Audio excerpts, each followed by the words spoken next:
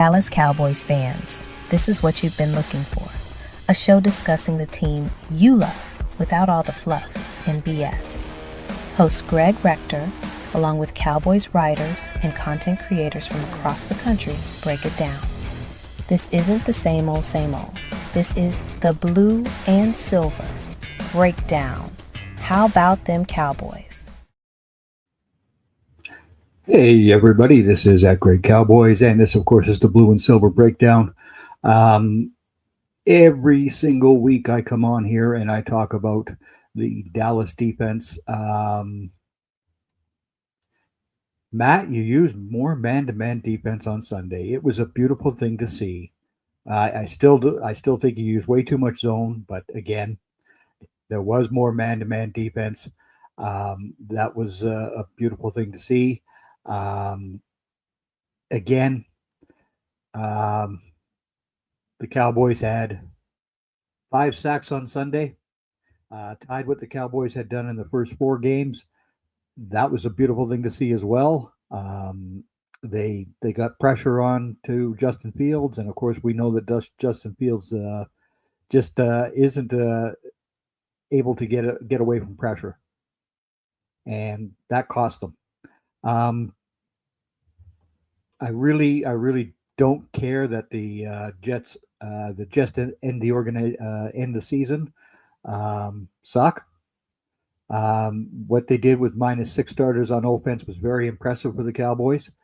Ryan Flournoy is a guy that I've talked about. I talked about him on the Draft Central program that we do. He was an excellent receiver out of college, and he took advantage of his opportunity. 6 catches, 104 yards. That was fantastic to see. Coach Schottenheimer today basically did not say that either Cavante Turpin or Jalen Tolbert have lost their position. It's just that now he understands that Flournoy can go in there, get the job done. Dak Prescott understands that as well. With Prescott being as solid as he Monty Perez be. Yes, Julio, I was there. Everybody who watches the full Monty Sports Show, I was in the audience on Sunday night, and there's Monty, Dallas Cowboys hater. I mean hater. But there he was saying Dak Prescott is playing MVP level at quarterback. That's the case. That's the bottom line of what Dak Prescott has done. He trusts every receiver that he has out there, unlike in game 1, where he went to CeeDee Lamb way too often. Ever since then, he has gone to every receiver out there, and it has been working. The running game as well. Thank you, Clayton Richards. Thank you. You have been a fantastic godsend compared to other offensive line coaches that the Cowboys have had. His scheme, and this is based on scheme, guys. It doesn't need any impressive guy who dominates the line and all that other jazz. This is all done by scheme. When you have 4 out of your 5 starting offensive linemen out of a game, and you still see Javonte Williams putting up 135 yards rushing, that's impressive. And again, I don't care that the Jets suck. What the Cowboys did was very impressive. They didn't have Guyton or Smith or Beebe or Booker, and Nathan Thomas filled in admirably. He was up against Will McDonald, who is no slouch as an edge. He handled himself masterfully. That's all you need to do, guys. You just keep those rushers away from your quarterback, and you block correctly for that running game. And oh my goodness, look what actually happens. Excuse me. So again, The score could have been a lot worse. Had Pickens on that one pass that he didn't catch, had he caught that ball, that was another TD right there because there was nobody in behind that defender that was covering Pickens on that play. Um, but again, it was an impressive showing. They went on the road, minus all those starters, got the job done. Well, we're back on the road on Sunday as well. We're going to face the Carolina Panthers. And of course, everybody understands that Rico Dowdle had the 203-yard running game. The Jets also had a pretty decent running game from Brees Hall. So, it's going to be a game where Kenny Clark, you need to be on your toes as far as that running game goes. Same for Osa Digizua, Solomon Thomas. You have to be ready. You have to be ready to stop that running game because again, the passing game does have Xavier Leggett and Tetro McMillan. Those are two very good receivers. Matt Eberflus, please use more man-to-man again, please. Tetro McMillan is not a guy who you want to have in a zone. I just don't buy this whole zone defense thing. You guys all understand that. You all know it. It's just something that boggles my mind to no end. I don't know if Jack Sanborn is going to be healthy to play this week. Donovan Wilson left the game late as well. So I'm not too sure who's going to be out there for the Cowboys on defense. I guess it'll be Wanye Thomas at the back and more than likely Marquise Bell in the box. We'll see what happens. Elijah Clark could get called up. The other story, of course, was that Trayvon Diggs didn't start the game. They used Brady. Okay, that's fine. Yeah. If Trayvon Diggs actually spoke up and said something to Matt Eberflus and got punished for it, well, he had to stand up. He had to stand up and say something. That's the bottom line as far as I'm concerned. When you use zone defense 89% of the time, the veteran quarterbacks are just going to chew you up. They will chew you up and spit you out. I mean, we saw with Caleb Williams, who's only a second-year veteran, did with the Cowboys because they were in zone all that game. So again, Matt, use the man-to-man defense more, please and thank you. Again, everybody, I want you to like and subscribe to our YouTube channel. That's how a small guy survive. And if you do purchase anything for the Cowboys through my link here in the description, I get a little something for that as well. So please do that as well. I came pretty close to the score. I said 34-24. It ended up 37-22. Most of the Jets stuff that they got was basically garbage stuff that didn't really matter to the final score, right? Dak only 18 of 29 for 237, but he had the 4 TDs. It was still impressive to see Dak find those receivers the way that he was. He just trusts everybody, and everybody understands what their role is. See, this is the thing that Mike McCarthy never did.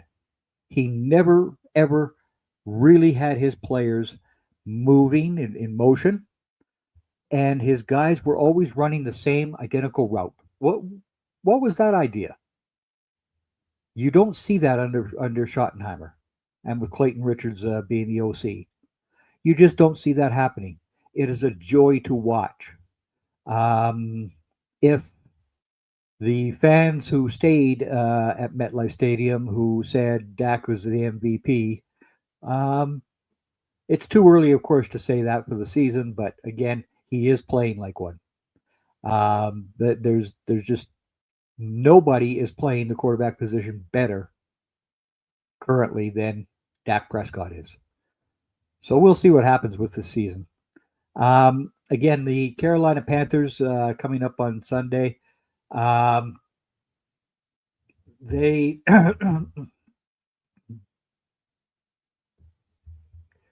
they have Bryce Young, who of course everybody knows as well. I did not think that man deserved to win the Heisman Award. I'm sorry, Kenneth Walker III of Michigan State brought that program out of oblivion, whereas Bryce Young, yeah, he won with Alabama, but boy, he wasn't the be all and end all of that team. But again, every award goes to a quarterback. Don't forget that every award has to go to a quarterback. But we'll see what happens come Sunday. I really do like the way that the Cowboys offense is running right now, though. You've got Javonte Williams, who everybody said, well, he was slow last year. Well, yeah, he was coming off an injury. And Will McClay and his pro scouts deserve a huge amount of credit for getting Williams into the door. His $3.5 million salary, well worth it. We also got to see Jadon Blue. He took the Sanders snaps. That there isn't much film. Again, it was all right for his debut as a rookie. I would have liked to have seen him used more in the passing game, but that wasn't to be. He did have a beautiful block, however. Oh, that was a beautiful block that he had on the one Jets linebacker who was coming in for a blitz. See, you don't need to be a big man in order to stop a guy. It's just good, solid technique, which is something that he did do for Quinn Ewers last year at Texas as well. So again, what happens with Jadon Blue this week, we'll see. I'm also hearing that Tyler Smith will be playing on Sunday. Tyler Guyton should come off of concussion protocol, so that's two of the big boys back. CeeDee Lamb appears to be much closer than Tyler Booker is right now because he was out doing the rehab last week. We'll see if CeeDee Lamb plays. That'll be interesting. I don't know how Kevontae Turpin's foot is. That'll be a question mark. But again, if Brian Flournoy is available, I use him.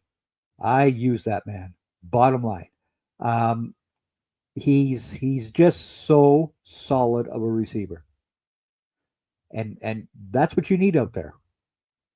That's the bottom line of that. Jalen Tolbert wasn't really thrown to. I don't blame him for that. I mean, those were the calls.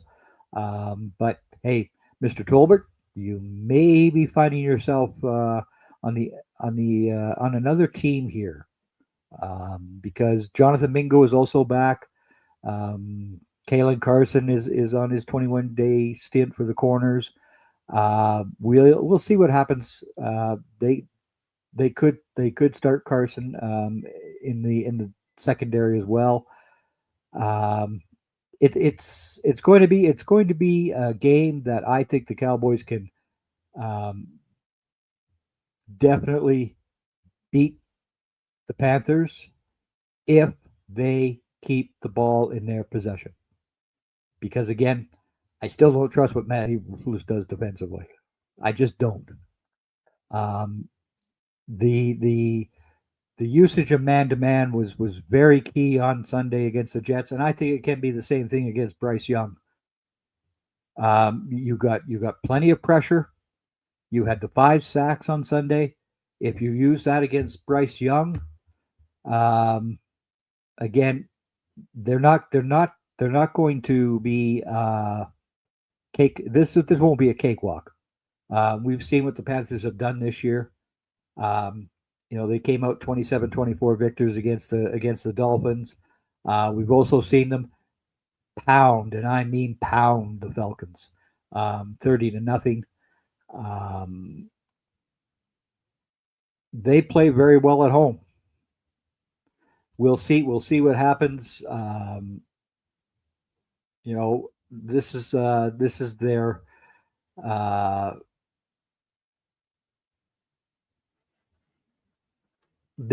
their field is going to have a lot of Cowboys fans. Let's put it that way. When I first went to North Carolina when I was in the Marine Corps, I was stunned, and I mean stunned. This is before the Panthers came into existence, but even after then, the amount of Dallas Cowboys fans in North Carolina is huge. So the crowd will be a solid Cowboys crowd. Um, the Cowboys have always traveled very well, as everybody knows, and when the Cowboys hear their fans behind them, even on the road, it makes a big difference. That's a huge difference. Um, I think I think that as Jesse Hawley always says, Javonte Williams is a North Carolina man, a UNC man, like Jesse was. Um, he wants to have a big game coming home to Carolina. So again, um, we'll see what happens with the Cowboys on Sunday. If CD Lamb returns, that's great. But again, Dak, you cannot just rely on going to CD. Just don't do that again, please. That's what killed us in game one. You could have had a lead against the Philadelphia Eagles when that game went to the when that game went down because of the weather. You should have had the lead because I knew when both teams left that field that nobody was going to score again. It was going to be a nightmare, especially for as long as they were off the field for. Um, but you live and you learn. Um, if the Cowboys play the way that they're capable of this Sunday, I have the Cowboys winning. I'll say 31-17. Um, Rico Dowdle said, "Tie up your belt buckles to the Cowboys." Well, Mister Dowdle, you better have your chin strap on real tight. You don't talk to the Cowboys that way. They might be your former team and all, but you don't talk to them that way. And Davion Clowney had 9.5 tackles for loss last season. Um, I think Mr. Clowney just might have his hands full of you. Um, because of course he was a Panther last year. So you think that he doesn't want to impress as well? Guess again. So Mr. Dowdle, you know you could say whatever you like, but again, um, that's locker room material. You don't say things like that. You just don't. And again, it's going to be an interesting game. But again, I'm going to say it's going to end up being 31-17 for the Cowboys. Um, if they play the way that they should, this should be a very nice road trip. And then it's on to having, oh yeah, the Commanders come to Dallas. Hmm, that would be interesting. Um,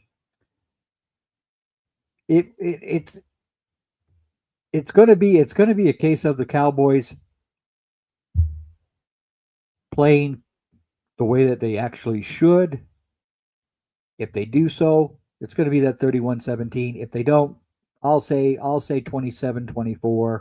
The Cowboys win on a Brandon Aubrey overtime field goal, whatever. But again, I think it's going to end up being 31-17.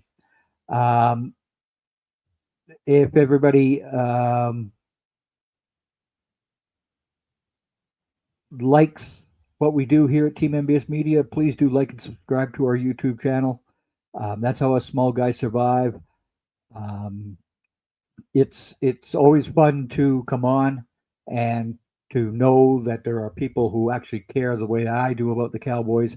You notice I didn't say anything about Jerry Jones and his finger. Oh well, you know those things happen. But again, everybody, I hope you have a good evening and take care. And then next week, I'm more than likely going to have Joe Cardozo, the boss man of Team MBS Media, on with me. because, of course, as everybody knows, he's a Cowboys hater because he's a Commanders fan. But again, we'll see what happens. Again, it was a good time having everybody here, and take care and have a good evening.